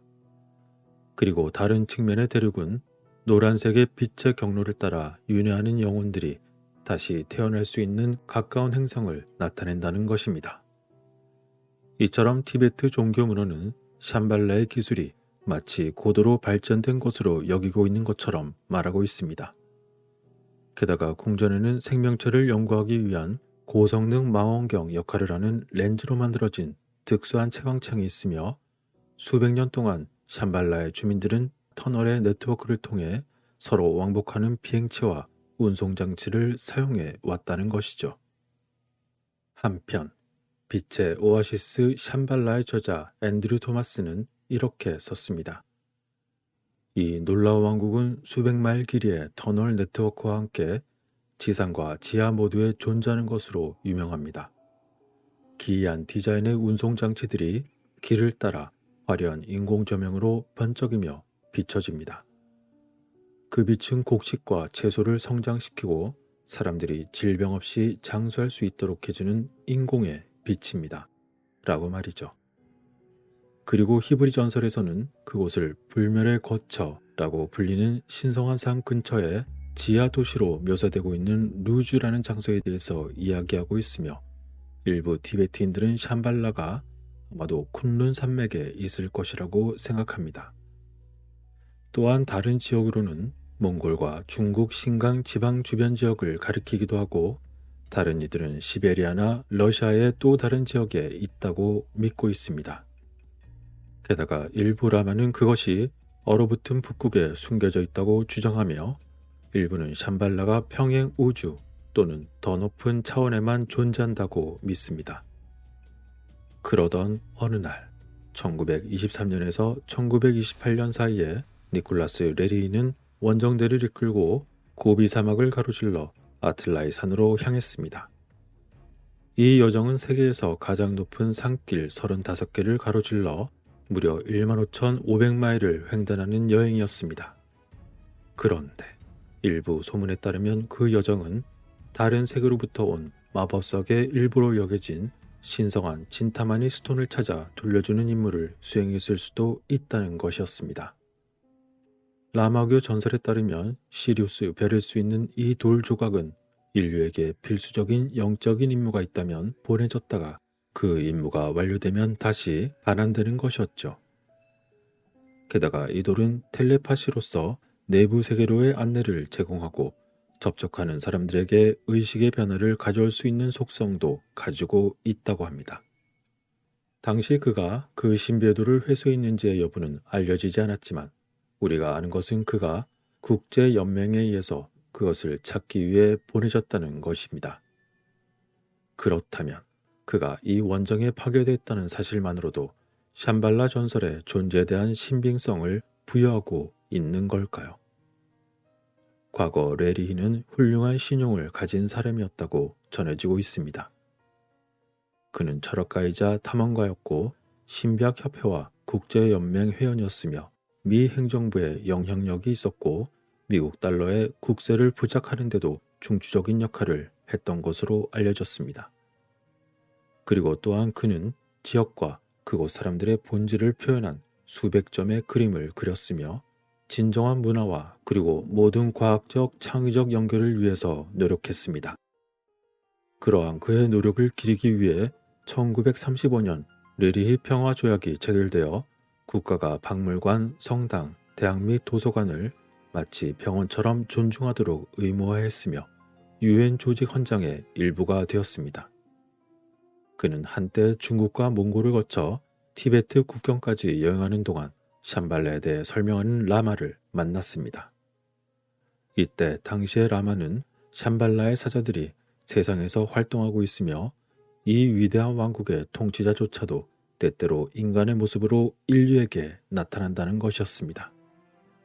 또한 지난 편에서도 언급했듯이 그는 샴발라의 비밀이 매우 잘 지켜지고 있으며 카르마가 준비되어 부름을 받지 않는 한 그곳에 가는 것은 불가능하다고 했습니다. 당시 그는 라마에게서 이러한 샴발라의 전설만 들었을지는 모르지만 지역 민속설화를 연구하고 이 지역 사람들과 서로 이야기를 나누며 내부 왕국과 동굴 및 빈 용암실을 조사하는 데 그의 시간을 보냈습니다. 그는 지하세계에 속한 부분이 천국에서 지옥에 이르기까지 매우 다양하고 그 거주자가 초인에서 인간 이하에 이르기까지 정말 다양하다는 것을 깨달은 걸까요? 그렇다면 이러한 이야기와 함께 지하세계로 가는 길이 발견된 적도 있는 걸까요? 샴발라의 영적 중심지에서 뻗어나는 많은 통로들에 대한 소문은 중앙아시아 전체 그 아래 동굴과 터널로 된 광대한 지하 네트워크가 있습니다. 인도 아래는 수많은 비밀 지하 통로가 있으며 그 입구는 바위와 같은 자연적인 형태를 취하면서 보호된다는 것이죠. 또한 메소아메리카와 남아메리카는 길고 벌집 모양의 터널로 되어 있으며 그중 일부는 북쪽의 콜롬비아에서 페루와 볼리비아를 거쳐 남쪽의 칠레, 동쪽의 아마존 정글까지 수백 마일을 이어가는 터널의 일부가 전해집니다. 그리고 페루의 쿠스코에서 리마까지 이어진 다음 남쪽으로 볼리비아까지 이어지는 거대한 터널도 말이죠. 그리고 이집트에서도 광대한 지하세계가 알렉산드리아의 카타콤에서 테베 왕가의 계곡까지 뻗어 있다고 전해집니다. 특히 테베의 지하세계는 고대 지혜 종교를 대표하는 뱀의 카타콤으로 전해지고 있었습니다. 한편 저의 채널 영상 곳곳에 등장하는 아메리카 원주민의 이야기에서처럼 과거의 조상들이 대격변을 피하기 위해서 동굴로 피신한 후 나왔다고 믿습니다. 그리고 체로키 인디언들은 산과 강, 나무가 있고 사람들이 살고 있는 지하세계에 대해서 이야기하고 있습니다. 또한 아즈텍에서는 그들의 조상이 아즈틀란이라는 땅에서 왔으며 세상의 파괴를 피하기 위해 지코모스톡 또는 황금의 7 동굴 도시라는 동굴에서 살았었다고 전해졌습니다. 그리고 멕시코의 반신인 보타는 지하 통로를 뱀의 구멍으로 묘사합니다. 그는 이 통로는 지하로 연결되지만 그 뿌리는 하늘에서 끝난다고 했고 그 자신은 뱀의 아들이었기 때문에 그 안에 들어갈 수 있었다는 것이죠. 호피족 인디언들은 내면 세계에서의 조상들의 삶을 기리기 위해 키바라고 알려진 지하방에서 그들의 의식을 거행합니다. 그들은 연속된 4개의 세계가 있다고 믿고 있었는데 첫 번째 세계는 화재로, 두 번째 세계는 극변동으로, 세 번째 세계는 홍수로 파괴되었다는 것입니다. 그런 가운데 선택된 조상은 지하로 피난하여 화재와 극변동에서 구원을 받았고 세 번째 홍수 멸망에서는 속이 빈 커다란 갈대 속에서 살아남았다고 했습니다. 그리고 피마 인디언은 또한 지구 속에서 표면까지 뚫린 나선형의 구멍을 통해 그들이 지상세계로에 출현한 것에 대해서 이야기하고 있습니다. 그런데 이뿐만이 아닙니다. 지하 땅의 조상 기원에 대한 전설은 아프리카와 호주에서도 발견되고 있습니다. 호주 원주민들은 그들의 조상이 땅속에서 올라와 전국을 여행하고 새로운 부족을 만들었다고 믿고 있습니다. 이처럼 그들은 자신들의 땅속 영역을 벗어나 여행을 떠나거나 부족을 만들었고 일부는 다시 땅속으로 내려갔다는 것이었죠. 그리고 캐롤라인제도 파푸아 뉴기니, 말레이시아의 도착 전통에 따르면 고대 지상에 사는 거인 종족이 지하로 내려갔습니다. 한때 잃어버린 대륙의 주민이었던 이들은 언젠가 다시 나타나 그들의 세계를 또다시 형성할 거라고 합니다. 또한 트로비안드 제도의 원주민들도 그들의 조상이 특별한 구멍을 통해 지하 존재로부터 나왔다고 믿고 있으며 벵골과 버마의 부족들도 그들의 조상들이 지하 세계에서 나왔다고 믿고 있는 것입니다. 한편 과거 히틀러 또한 샴발라의 문을 찾아서 들어가려고 시도했었습니다. 그의 샴발라에 대한 생각과 오컬트 지식들은 집착에 가까웠던 것처럼 보였습니다. 그의 욕망의 뿌리는 오컬트와 요가를 공부했던 비엔나의 젊은 시절로 거슬러 올라갑니다. 어릴 적에 히틀러는 아메리칸 인디언의 가장 역동적이고 가장 논란이 많은 원주민 종교였던 베오티 컬트에 입문했습니다. 그리고 그는 비경을 소개받은 이후 신지학에 더 많은 관심을 기울였고 나중에 나치당이 탄생한 울티마 툴레라는 독일의 오컬트 그룹에 합류하게 되었습니다. 권력을 장악한 후 히틀러는 미넨 대학교의 산스크리트어 학과장이 이끄는 조상기억부라는 것을 설립하기도 했습니다. 이러한 산스크리트 연구와 함께 관련 연결들을 통해 나치는 행운과 웰빙의 고대 상징이었던 스와스티카를 채택했습니다. 많은 사람들이 히틀러가 이 상징을 디자인했다고 믿고 있지만 실제로는 나치 이전에 힌두교, 불교, 자이나교 세계가 수천 년 동안이나 이 상징을 써왔습니다. 그리고 탐험가 스웸 헤딘의 도움으로 히틀러는 여러 원정대를 티베트로 보냈습니다. 그런데 이 당시 나치는 샴발라에 접근할 수는 없었지만 신비로운 왕국인 아가르타와 접촉하여 그들의 도움을 받았다고 주장했던 것이죠. 당시 지도자들은 아가르타의 열쇠를 가진 한 남자가 이끄는 의식을 거행한 것으로 알려졌습니다. 일부 신지학회는 샴발라가 영적 성장의 발전을 위해 인류 사이에서 일할 메신저와 교사를 보낸다고 믿습니다. 그들은 또한 아카식 베일이 지구상에 여러 곳에 있다고 주장하는데 그 중에 한 위치는 티베트 라사를 통과하는 자우선의 서쪽 어딘가에 있는 아시아의 고지대에 위치한다는 것입니다. 바로 그 지역은 오래전 배움의 심연 또는 지식의 바다로 알려진 광활한 중앙아시아 내해의 신성한 섬이었으며 지하를 통해서만 접근할 수 있었습니다. 전통에 따르면 이곳은 오늘날까지 고비 사막에 둘러싸인 오아시스로 존재하고 있다고 합니다. 이제 또 다른 위치로는 메루산 또는 수메루입니다. 힌두 신화에서 메루는 인드라 신이 사는 세계의 중심에 있는 신비한 산입니다. 그리고 메루산은 불교 우주론에서 세계의 중심산의 이름이며 여기에 승인 접두사 수가 추가되어 탁월한 메루라는 의미를 갖습니다. 그것은 지리적인 특성 때문이 아니라 점상학적 위치 때문에 선택이 되었으며 지구의 북극과 지리적으로 같아 보이지만 실은 매우 다른 신비로운 북극입니다. 그렇다면 문득 생각나는 것이 리처드 버드 제독이 다녀왔다는 그곳이 어쩌면 북극은 북극이되 실은 전혀 다른 신비로운 북극, 그곳이 바로 이곳이었던 걸까요? 한편 수메루라고 알려진 북극의 메루는 신들의 거주지이며 쿠메루라고 알려진 남극의 메루는 악마의 거주지입니다. 인디언의 올림푸스격인 메루는 지구의 중심에 위치해 있다고 하며 그곳은 비밀지식의 영역 입구를 감시하는 뱀에 의해서 보호됩니다. 그리고 이곳은 초기 베다 시대의 행복의 땅이기도 한 곳입니다.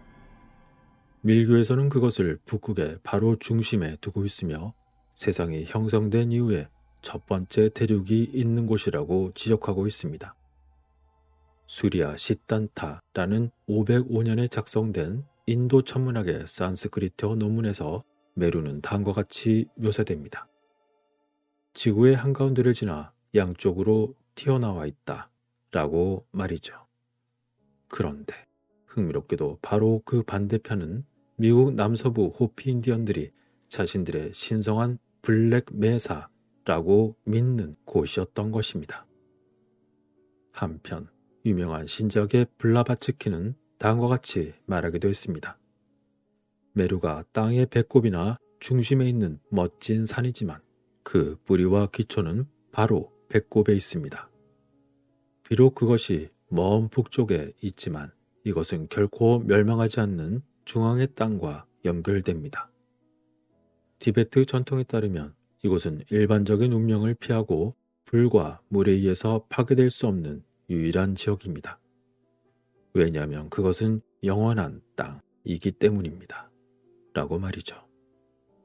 지구는 전자기 에너지를 발산하는 생명원에 의해 동력을 얻습니다. 이 에너지는 대지의 피처럼 우리가 지맥이라고 부르는 정맥을 통해 몸 전체에 분배되어 모든 것에 생명을 줍니다. 따라서 혈액을 펌프질하는 심장은 지구의 중심 또는 그 배꼽에 있는 걸까요? 이러한 지구의 관리인처럼 보이는 샴발라. 그곳은 마치 지하 통로로 연결된 보조센터들이 지구 전체에 흩어져 있는 전력센터의 중심처럼 묘사되기도 했습니다. 칼데아 기록에 따르면 위대한 신이 인간들을 창조했고 신은 그 인간들을 위한 거처를 땅에 창조했습니다. 이란, 인도, 스칸디나비아, 아메리카 원주민 인디언, 마야 그리고 아즈텍에서도 샴발라와 같은 지구 내부 문명을 언급하고 있습니다. 또한 동양의 일부에서도 응고된 물방울의 섬이라고 명명한 샴발라를 가지고 있습니다.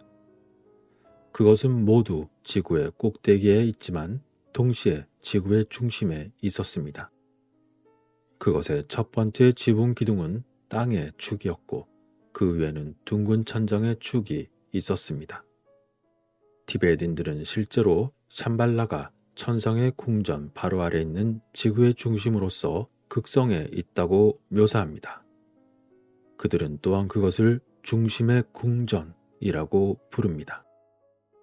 이집트인들 또한 그들의 타네테르 또는 신들의 땅을 최북단 쪽에 있다고 전하고 있었고 바가바드 기타에서는 전사왕자 아주나가 깨달음을 찾아 여행했던 현자의 행복한 땅으로 묘사되고 있으며 그곳의 마법 과일나무는 불멸의 과즙을 생산했고 메루산을 둘러싼 네 지역 중 하나였으며 깨달은 시다가 간 곳이기도 했습니다.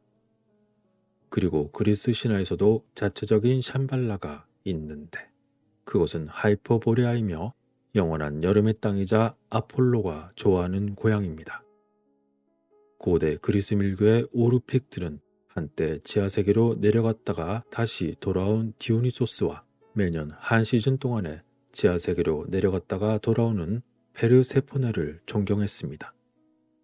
그들에 따르면 신들의 자리인 그 지하세계는 가장 먼 바다에 있는 극성 아래에 있었습니다. 또한 만다야 교에서는 영원한 빛을 가진 이상적인 땅이 초인의 신성한 종족의 고향이라고 믿었습니다. 그리고 이것은 높은 얼음산에 의해서 우리 세계와 분리된 북쪽에 있는 것으로 보고되었습니다. 그리고 인도 유럽어족의 인도-이란어파에 속한 고대 이란 언어인 아베스타어의 용어 에리안넴 웨이자는 아리안계 이란인의 요레메 땅을 가리키고 있습니다. 이곳은 지구의 7대 기후 중 그 어느 곳에도 위치하지 않고 중앙대인 8대 기후의 중심에 위치할 것으로 추정되는 곳이기도 합니다. 바로 그곳에서 최초의 인간은 가장 고대로 발달된 인간과 동물 그리고 식물들을 모아서 악마의 힘인 핵전쟁이 불러일으키는 치명적인 겨울로부터 그들을 구하기 위해 또는 언젠가 세계를 다시 재건할 수 있도록 바라 또는 울로 둘러싼 땅 그것을 건설하라는 명령을 받았습니다. 이 바라 또는 낙원에는 내면의 빛을 은밀히 비추는 문과 빛나는 창이 있었으며 여기서 바라라는 것은 대부분 거대한 배 또는 비행체를 의미하는 것입니다. 이러한 이야기들을 전하고 있는 샴발라, 그것은 과연 현실 그 어딘가에 존재할 수 있는 곳일까요? 아니면 다른 차원이나 마음속의 상상에서만 존재하는 걸까요? 그 어떤 그림을 그리시던 모든 판단은 여러분들의 선택입니다.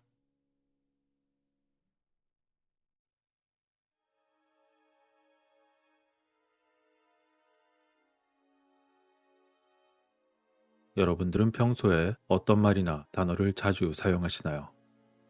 그것은 무언가를 파기하거나 창조할 수 있으며 때로는 한 단어가 모든 것을 바꿀 수도 있는 걸까요? 과거의 물 결정에 대한 실험이 공개되어 사람들 사이에서 흥분을 불러일으킨 적이 있었습니다. 그 실험은 매우 간단했고 다양한 상황에서 물 결정화의 매우 다양한 방식을 보여주었습니다. 이처럼 간결하고 직관적이며 이해하기 쉽고 그 자체로서 엄청난 성과를 거둔 실험은 드문 경우입니다. 이 실험은 매우 방대하고 중요한 주제인 즉 사람들의 마음이 물질에 미치는 영향을 다뤘던 것입니다. 그런데 그중 하나에 의해서 매우 흥미로운 것이 있었는데 살짝 어른 단계에서 물이 되려고 하는 순간의 모양이었습니다. 지금 사진에서 보시듯 그것은 바로 물 숫자, 그것의 모양과 거의 완벽하게 어울리는 모습을 하고 있었습니다. 고대 당시의 사람들은 현대 첨단 현미경으로 보아야 관찰이 가능한 물의 모습을 이미 알고 있었던 걸까요? 여기서 물 숫자가 한자인 점을 감안할 때 잠시 다른 이야기를 해야 할 필요가 있겠습니다. 일반적으로 한자가 중국의 한족이 만들었다고 생각하는 경향이 있는데 이는 중국 역사학자들의 추정을 근거로 한 오해에서 비롯된 것일지도 모릅니다. 중국의 사학자 왕옥철은 다음과 같이 주장했습니다. 한자의 연어는 대문구 문화시대로 소급된다 라고 말이죠. 그러나 일반적인 그들 주장과는 달리 소신 있는 또 다른 사학자 장문은 이렇게 말했습니다. 대문구 문화는 동이족의 문화며 이후 용산 문화로 발전해 마침내 각골 문자를 만들어냈다 라고 말입니다. 그런데 중국 섬서성 서안의 유적지에서 발굴된 도기에 새겨진 유의부호를 연구한 결과 한자의 연어는 대문구 문화보다 약 200년 앞서는 대략 6천여 년 전 앙소 문화에서 시작된다는 것이었습니다. 즉 다시 말해 한자는 동이족의 문화인 앙소 문화, 대문구 문화, 용산 문화 등을 거쳐 은대 각골문으로 발전한 문자라는 것이었습니다. 또한 은대의 각골문은 고대 여러 부족 중 황하 이북의 북방 민족이었던 동이족에 의해서 만들어졌다는 것이죠. 예로부터 동이족은 고대 중국에서 우리나라 민족을 지칭하는 것으로 알려져 왔습니다. 일반적으로 동이에 대해서 옛날에 중국 사람이 자기들 동쪽에 있는 한국, 일본, 만주 등의 나라나 종족을 일컫던 말이라고 풀이해 놓았지만 이라는 것은 그들이 말하는 오랑캐 이가 아니라 사실은 중국 후한시대의 문자 해설서 설문해자에 나오듯이 동이족을 큰 활을 가진 사람, 곧 활을 잘 쏘는 민족이라고 설명하고 있는 것이죠. 오늘날에도 한국 양궁이 세계를 석권하는 것이 우연한 것이 아닌 듯 싶습니다. 따라서 결국 은대 각골문에서 비롯된 한자는 우리 한민족인 동이족의 문화에서 발전한 문자였습니다.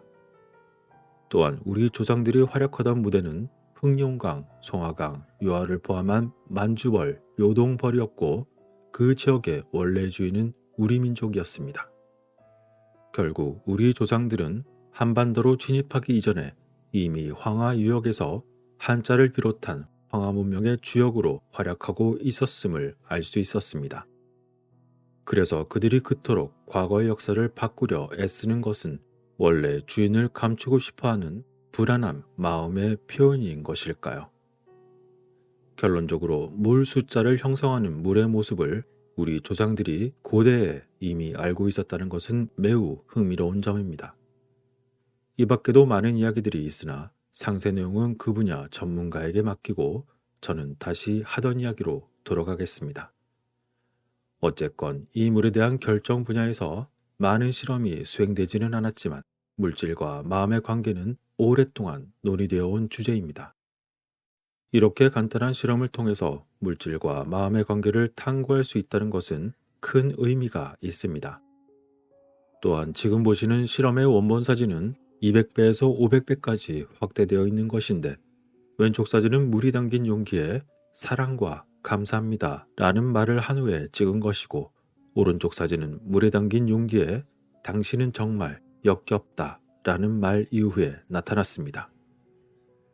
누구나 쉽게 판단이 가능할 만큼 각각의 모습의 다른 양상들은 너무나 놀라운 변화였으며 이는 단지 말로써 물질이 변하는 것을 의미합니다. 즉 감정은 진동의 패턴을 바꾸어 이는 무언가에 영향을 미친다는 것이었고 물이 가혹한 의미의 말에 노출되었을 때 형성된 결정은 매우 혼란스럽고 질서가 없었습니다. 이처럼 대조되는 결과는 물질에 대한 사람들의 마음의 영향을 직접적으로 반영하고 있습니다.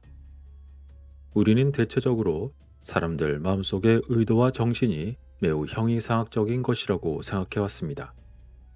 분명 그것들은 물질과는 다른 범주에 속하고 있지만 이 실험은 물질과 정신 사이에 깊은 관계를 드러내고 있었습니다. 이제 또 다른 예를 보면 좋은 의도는 물질에 긍정적인 영향을 미치고 나쁜 의도를 가진 생각의 패턴들은 물질을 추하게 만들고 있었습니다.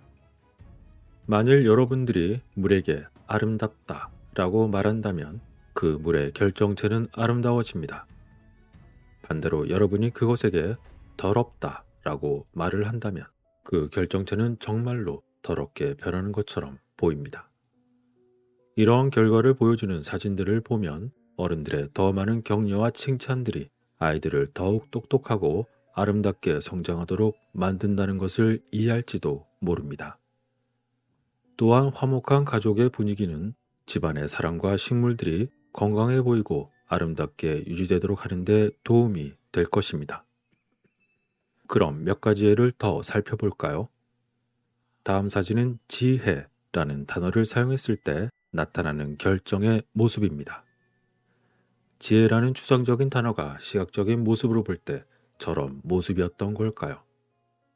같은 의미의 단어를 서로 다른 세 가지 언어로 표현했지만 놀랍게도 그 결과의 모습은 서로 비슷한 패턴을 따르고 있었던 것이었습니다. 이제 다음은 코스모스라는 단어를 사용했을 때의 모습입니다. 이것이 질서나 정렬을 표현한 것인지 아니면 우주의 조화로운 시스템을 의미한 것인지는 알 수 없으나 그것이 아름답고 정리된 모습인 것만은 분명해 보입니다. 이 또한 서로 다른 세 가지 언어로 표현한 결과입니다. 그리고 이번은 사랑과 감사를 사용했을 때 나타나는 결정의 모습입니다. 정말 아름다운 장신구처럼 매우 정교하고도 멋진 모습을 하고 있습니다. 이번에도 역시 세 가지 다른 언어로 표현했지만 그 결과는 거의 같은 모습으로 나타났습니다. 그렇다면 이것은 결정 형성의 원인이 개별 단어나 언어 또는 소리의 진동뿐만이 아니라 그 언어에 내재된 사고나 의미가 물에 영향을 미치고 있다는 증거일까요? 놀랍게도 이처럼 같은 의미나 같은 정보는 다른 언어로 표현되어도 같은 효과를 낸다는 것입니다. 이처럼 물의 경우를 살펴볼 때 한 단계 더 나아가 모든 단어나 생각이 서로 다른 모양을 만든다면 어떤 결론을 내릴 수 있는 걸까요? 그와 관련한 추측으로 미뤄볼 때 단어의 의미는 모양을 생성한다는 것이었으며, 즉 생각에는 모양이 있다는 결론에 이를지도 모릅니다. 그리고 이것은 곧 마음이 물질이라는 의미로 받아들여질 수도 있습니다. 추가로 두 가지만 더 보여드리자면, 다음은 연꽃이라는 단어를 사용한 후에 나타난 결정의 모습입니다. 마치 연꽃이 끊임없이 자라듯 물의 결정도 함께 자랄 것처럼 보입니다. 그리고 이번엔 음악을 틀어보았는데 놀랍게도 음악을 듣는 물의 능력은 더욱 인상적이었습니다.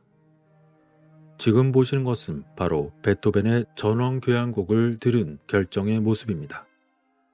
마치 물이 베토벤의 전원교향곡을 들은 후 그들의 모습은 맑고 기뻐 보이기까지 합니다. 게다가 이뿐만이 아니라 물이 바하의 음악을 듣고 나면 물 결정의 모양이 매우 가지런히 정리되고 맑아 보였으며, 동요를 듣고 나면 물이 맑고 깨끗해졌고, 어두운 밤의 숲을 듣고 나면 물의 결정이 어슴푸레해졌던 것이었습니다. 그리고 더욱 놀라운 것은 단어뿐만 아니라 그림을 보고 있을 뿐일 때에도 이러한 현상이 나타나는 것이었습니다. 태양의 그림을 보거나 또는 태양이라는 단어를 읽을 때 형성된 두 결정의 모양이 동일하다는 것입니다. 이는 어쩌면 그림이 작가의 생각과 감정을 표현하고 그것을 감상하는 자의 생각과 감정을 불러일으키는 이유 중 하나일 것입니다. 그렇다면 어떤 이미지를 보는 것과 말로 단어를 표현하는 것은 서로 거의 같은 진동이 있음을 나타내는 걸까요? 이것은 정말 완전히 새로운 세상을 열어줄 수도 있습니다. 소리와 모양 사이의 상호 연결 관계는 매우 중요한 개념입니다. 어렸을 때 누군가가 자신을 격려해 주었던 말과 선행을 기억하시는 분도, 또는 그런 경험이 기억나지 않는 분도 계실 겁니다. 어릴 적에 여러분들의 삶에 말을 건넨 어른은 누구였나요? 아마도 부모님과 선생님 또는 친척들이 여러분에게 말하는 방식으로 인해서 여러분 삶의 궤적이 바뀌었을지도 모릅니다. 우리의 말에는 아이의 영혼이라는 비옥한 토양에 매우 빠르게 뿌리를 내리는 독특한 힘이 있습니다. 예로부터 선한 말은 꿀과 같아서 마음에 달고 몸에 양약이다 라는 말도 있듯이, 인생은 단 한마디의 말, 그리고 마음을 고양시키는 말 또는 친절한 행동만으로도 영원히 바뀔 수 있는 걸까요? 그것이 우리의 믿음을 형성하고 행동을 주도하며 궁극적으로 세상을 창조하는 방식을 구체화시키는 비밀이었던 걸까요? 그런데 이처럼 말에는 힘이 있다 라는 이야기의 의미는 물리학자들의 이론에서도 볼 수 있습니다. 양자 물리학에서는 오래전에 물리적 물질이 실제로 존재하지 않으며 모든 것이 서로 다른 진동 상태의 에너지일 뿐이라고 주장했습니다. 노벨상을 수상한 물리학자 베르너 하이젠베르크는 다음과 같이 말한 적이 있었습니다. 원자 또는 기본 입자 자체는 실제하지 않습니다. 그것들은 사물이나 사실 중 하나가 아니라 잠재성이나 가능성의 세계를 형성하고 있습니다. 라고 말이죠. 이러한 에너지는 우리가 세상에서 보는 모든 다른 창조물로 나타나게 하는 무한한 수의 미묘한 주파수에서 진동하고 있습니다. 따라서 이러한 연구들의 의미는 인간의 삶이 단단한 물질의 집합체라기보다는 에너지의 흐름에 더 가까울 수 있다는 것을 말하고 있는 것이죠. 그리고 이것이 우리에게 의미하는 바는 우리가 느끼는 감정에 따라 우리가 가지고 있는 에너지를 계속 의식하고 그것을 사용한다면 실제로 주파수를 변경시킬 수도 있고 신중한 선택을 통해 원하는 현실을 창조할 수 있다는 것을 의미하는 것일까요? 그렇다면 만일 우리가 무언가에 대해서 매우 기분이 나쁠 때 그 상황을 재구성하여 변화를 가져올 수도 있는 걸까요? 따라서 어쩌면 새로운 관점과 더 높고 더 긍정적인 에너지의 진동으로 오래된 실수를 반복하기보다 삶에 훨씬 더 좋은 기회를 갖게 될지도 모릅니다. 이러한 말의 힘은 개인의 에너지를 높이고 삶을 개선하는 데 사용할 수 있는 매우 강력한 도구가 될 수도 있습니다. 그러나 우리는 말하고 읽고 자신을 드러내는 단어를 때때로 의식하지 못하고 사용하는 경우가 많습니다. 더욱이 자신뿐만 아니라 다른 사람들의 말조차도 우리의 개인적인 진동에 쉽게 영향을 미칠 수 있습니다. 예를 들어 모든 종류의 부정적인 용어를 사용하는 만성적인 삐뚤이와 단지 몇 분만 같이 보내더라도 개인적인 에너지가 바닥을 치는 것을 느낄 수 있을 것입니다. 따라서 말에는 큰 힘이 있으므로 말과 친구를 현명하게 선택해야 하는 걸까요? 또한 예로부터 좋은 악기는 그 모양이 좋아야 한다고 했습니다. 옛날에는 종을 주조할 때 숭룡공은 용광로 틀에서 꺼낸 종의 모양만 보고도 그 종이 좋은 소리를 낼지 아닐지를 알 수 있었다고 했습니다. 따라서 앞서 언급했던 실험에서 소리의 전달로 나타난 결정체의 모양에 대한 영향은 매우 생생하게 다가오고 있는 것이죠.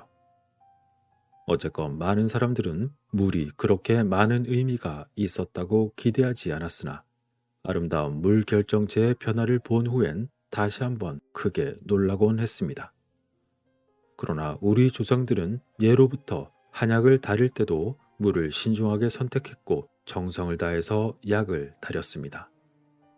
또한 음식과 차를 끓일 물도 매우 신중하게 선택했는데 특정한 샘물이나 이슬 또는 강의 특정한 줄기에서 나오는 물로 준비하곤 했습니다. 이 모든 것은 고대 조상들이 잠재적으로 어떤 경험을 가지고 있었다는 것을 증명할 뿐만 아니라 또한 물의 본질에 대한 심도 있는 지식이 있었다는 것을 나타낸 걸까요? 인체는 모두 물로 되어 있다고 해도 과언이 아닐 정도로 모든 물질 중 가장 신비해 보이는 물은 태초에 어디에서 왔을까요? 물은 모든 것을 창조하는 데 필수적인 요소입니다. 그것이 어디에서 왔는지, 어디로 가는지, 그 존재의 목적이 무엇인지 항상 그에 대한 질문은 마음 한구석에 있지만 틀에서 벗어나야 알 수 있을지도 모릅니다. 물을 이해하는 것은 우리가 물질, 정신, 그리고 생명을 이해하는 데 큰 도움이 될 것입니다. 그러나 더욱 중요한 것은 마음이나 의지가 살아가는 데 필요한 세상을 아름답게 변화시킨다는 걸 이해하는 것일지도 모릅니다. 아름다운 말은 아름다운 자연을 만들고 못생긴 말은 추한 자연을 만드는 것이 우주의 근원이며 이치였던 걸까요? 정작 중요한 것은 추한 말을 내뱉는 자는 그 말을 하는 바로 자신에게 가장 큰 나쁜 영향을 미친다는 것을 깨닫는 것일지도 모릅니다. 여러분들의 생각은 어떠신가요? 모든 판단에 대한 선택은 여러분들의 고유한 몫입니다.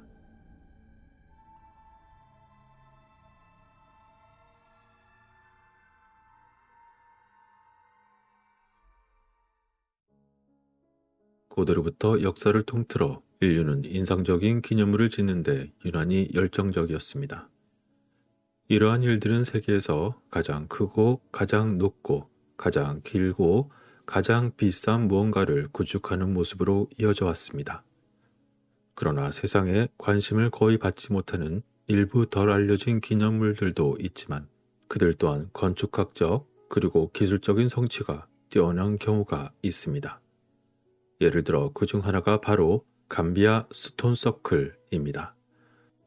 돌들이 원을 이루는 돌의 평균 높이는 2m가량이며 무게는 각각 최대 7톤 정도가 나가고 있습니다. 이것이 영국의 스톤헨지나 이집트의 대피라미드와 같은 거대한 구조물들은 아니지만 이곳의 놀라운 특징은 따로 있습니다. 그것은 바로 무려 길이가 100km 그리고 350km에 걸쳐 무려 1000개 이상의 스톤서클이 퍼져 있다는 것이죠. 이것은 정말 놀라운 성과가 아닐 수 없을 것입니다. 고대 이집트의 피라미드와 사원들, 그리고 짐바브웨의 유적 못지않게 세네갈과 감비아의 스톤 서클은 이를 접한 소수의 사람들을 당혹스럽게 했습니다. 유럽과 근동 전역에서 다양한 유형의 스톤 서클이 발견되지만 감비아 강 북쪽 뚝에서 발견되는 것만큼 집중된 곳은 어디에도 없습니다.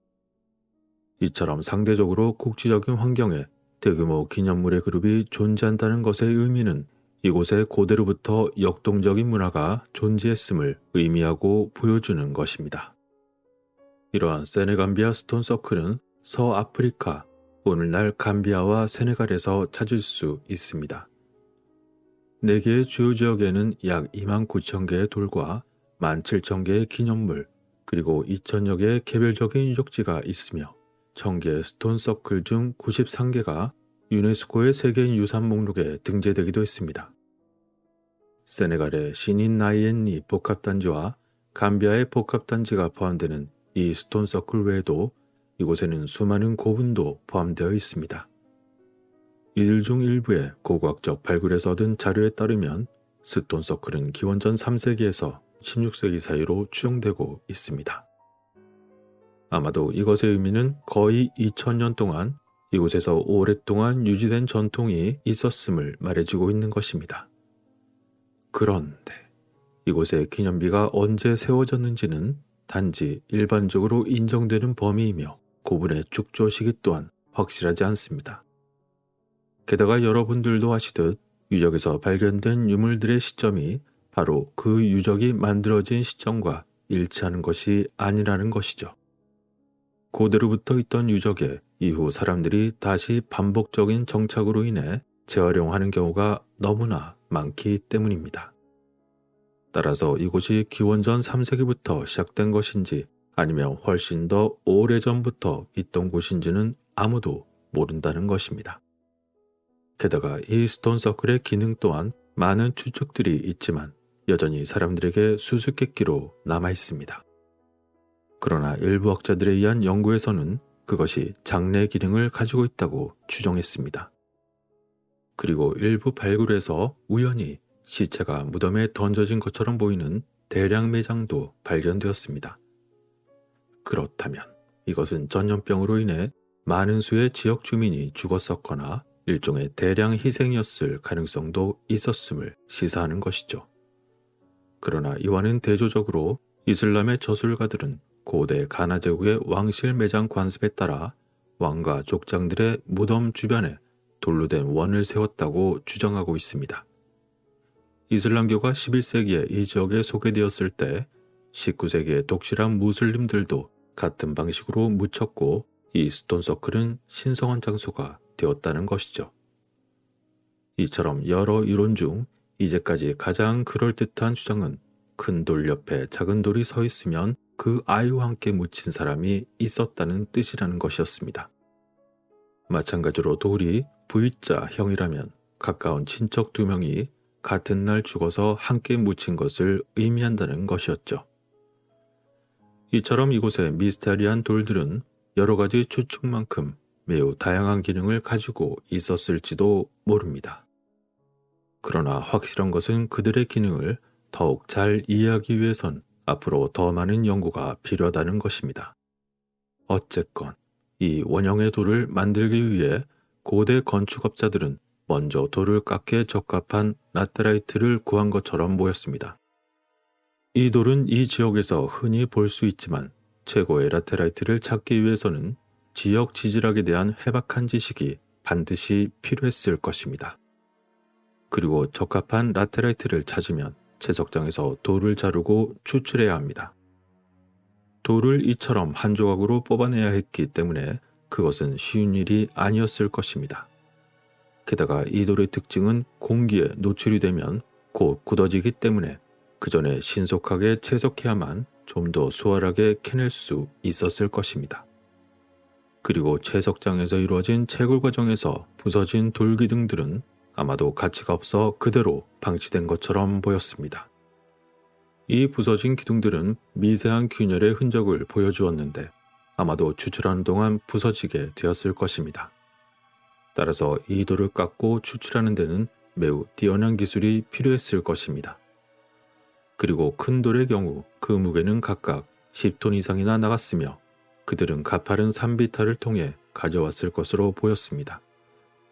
따라서 당시 나무 롤러 같은 것을 썼다고 치더라도 이를 운반하기 위해서는 엄청난 어려움이 있었을 것이고 상당한 노동력도 필요했을 것입니다. 또한 추출된 돌기둥은 감비아 강을 따라 다시 다양한 장소로 재운반되었고 그곳에 세워졌을 것입니다.